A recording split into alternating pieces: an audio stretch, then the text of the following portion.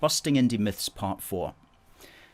The Scottish nationalists will always say that England gets what it wants and that somehow Scotland always gets outvoted. Now, what is the truth of that strange comment?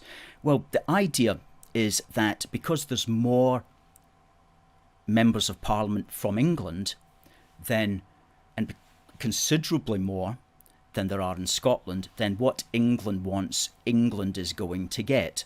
Well, there's a fundamental misunderstanding there. And it's based upon the fact that the British Parliament does not vote as constituent nations, okay? The British Parliament does not vote as England or Scotland or Wales or Northern Ireland against each other. That's a complete misconception and a misunderstanding of how it works. It's a unitary state.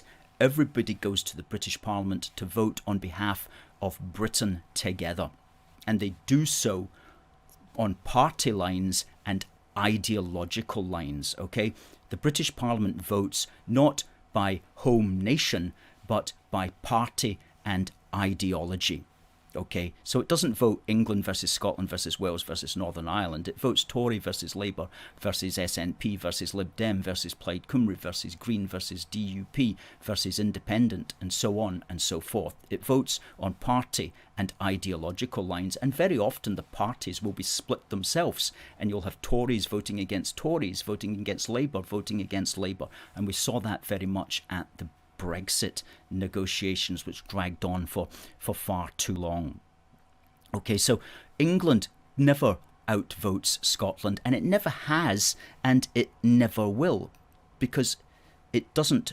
The British Parliament does not vote on that basis. It does not vote nation against nation. It votes party and ideology against each other, and very often the parties even themselves are split on certain questions.